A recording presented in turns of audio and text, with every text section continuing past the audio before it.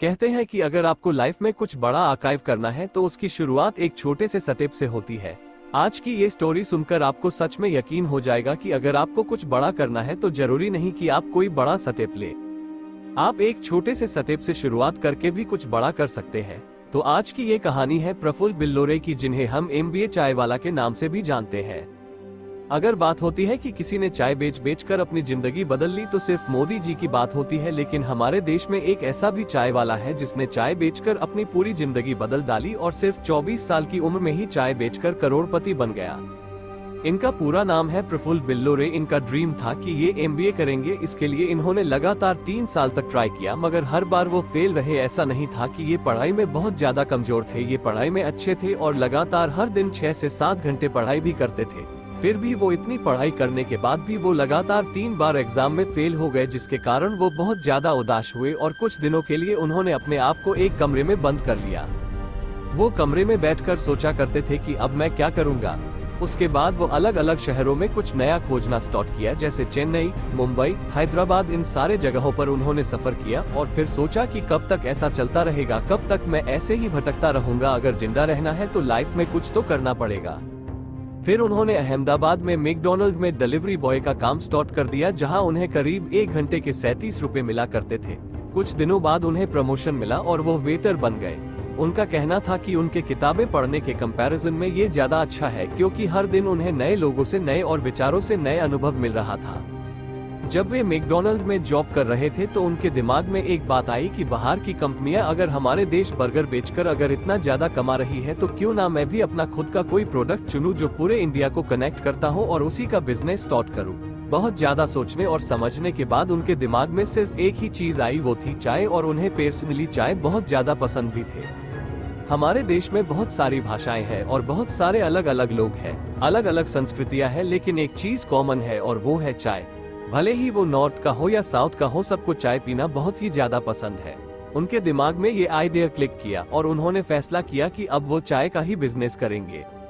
उसके बाद वो अपना खुद का एक कैफे स्टार्ट करना चाहते थे, लेकिन कैफे स्टार्ट करने के लिए उनको लगभग 15 लाख रुपए की जरूरत थी। वो एक मिडिल क्लास फैमिली से थे और उनके लिए ये चीज बहुत ही ज्यादा बड़ी थी और यूं कहे तो इम्पॉसिबल थी। फिर उन्होंने सोचा कि जितना है और जैसा है उसी से स्टार्ट करते हैं और खुद से बोला, dream big but start small. और चाय का स्टॉल लगाने का फैसला किया, जिनके लिए उन्हें बर्तन, स्टॉल और दूसरी जरूरत सामान चाहिए थी और सामान खरीदने के लिए उनके पास बिल्कुल भी पैसे नहीं थे।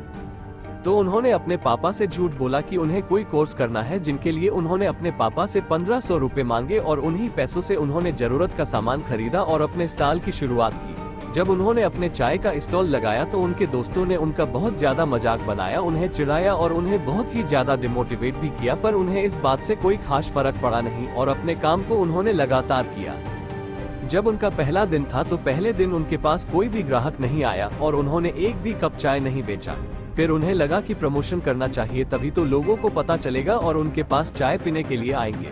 तो उन्होंने अपने स्टॉल का प्रमोशन भी किया, लोगों को बताया कि मैंने चाय का स्टॉल खोली है और आप आइए मेरे यहाँ चाय पीजिए। फिर दूसरे दिन उन्होंने 5 कप चाय बेची, जिससे उन्हें करीब 150 रुपए मिले। वो सुबह 9 बजे से शाम 6 बजे तक मैकडॉनल्ड में काम किया करते थे और वापस आने के बाद शाम को 7 से 11 चाय बेचते थे। उनके चाय बेचने का तरीका दूसरों से थोड़ा अलग था।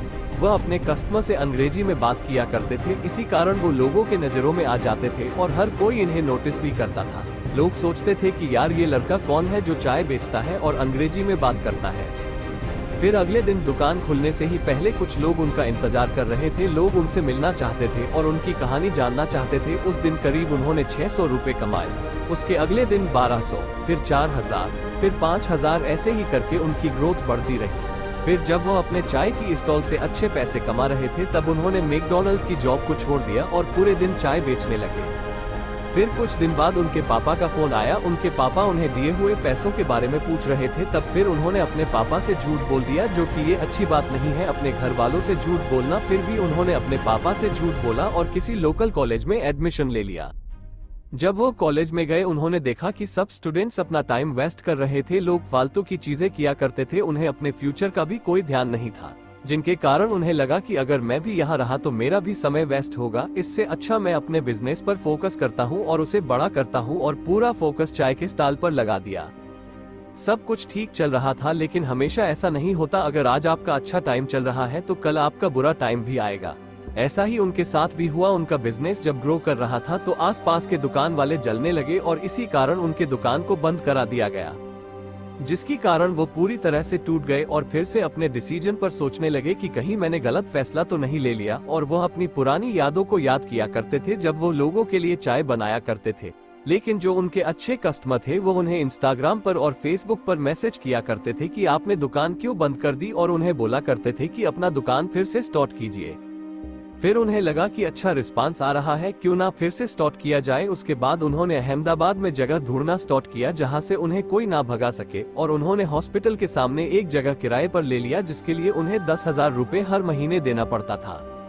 जब उन्होंने अपना नया स्टॉल लगाया तब उन्होंने अपने दुकान का नाम रखा MBA चाय वाला। इसका पूरा नाम था मिस्टर बिल्लोरे अहमदाबाद चाय वाला। इन्हें अपने नाम के कारण बहुत ट्रोल झेलना पड़ा और लोगों ने इनका खूब मजाक भी बनाया, लेकिन इन्होंने इस बात की परवाह नहीं की और अपना काम करते रहे।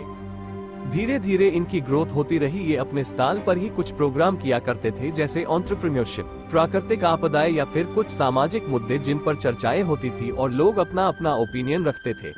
ये चीज लोगों को बहुत ज्यादा पसंद आती थी, जिन कारण इनका नेटवर्किंग धीरे धीरे बहुत बढ़ा, जिनकी पॉपुलैरिटी भी बहुत ज्यादा बढ़ी। धीरे धीरे इनका बिजनेस इतना बड़ा हो गया कि आज इनका टर्नओवर करोड़ों में होता है और पूरे वर्ल्ड में अलग अलग देशों से इनके पास ऑर्डर आता है। अलग अलग देशों में जाकर ये लोगों के लिए चाय बनाते हैं। वो एक दिन का इतना चार्ज करते हैं जितना एक IAS ऑफिसर एक महीने में कमाता है। इन्होंने अपनी करियर की शुरुआत सिर्फ 20 साल में किया था और 4 साल में उन्होंने के जबरदस्त सक्सेस हासिल की। यह अपने कुछ दिए गए इंटरव्यू में बताते हैं कि उनकी ये जर्नी इतनी आसान भी नहीं थी। जब वो अपनी पुरानी वाली स्टॉल चला रहे थे तब उन्हें इसके लिए 4 बार जेल भी जाना पड़ा था और लोग इन्हें बहुत ज्यादा ट्रोल भी किया करते थे कि तू इतना ज्यादा पढ़ा लिखा होकर चाय बेच रहा है, क्या कर रहा है तू। और इनके घर वालों को भी बहुत ज्यादा ट्रोल किया जाता था कि तुम्हारा लड़का तो चाय बेचता है, क्या करेगा वो जिंदगी में। लोग उनके माँ बाप को बहुत ज्यादा ताने दिया करते थे, लेकिन आज जब उन्हें सक्सेस मिल गई तो सिचुएशन बिल्कुल पलट गई है। लोग उनके माँ बाप की बहुत ज्यादा तारीफ करते हैं और प्रफुल्ल बिल्लोरे की भी बहुत ज्यादा तारीफ करते हैं कि तुम सच में कुछ बड़ा अचीव करके दिखाया।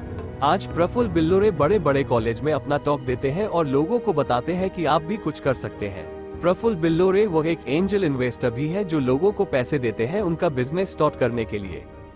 तो ये थी MBA चाय वाला की इंटरेस्टिंग जर्नी। उम्मीद करता हूँ कि आपको इनसे कुछ सीखने को मिला होगा और पसंद आया होगा।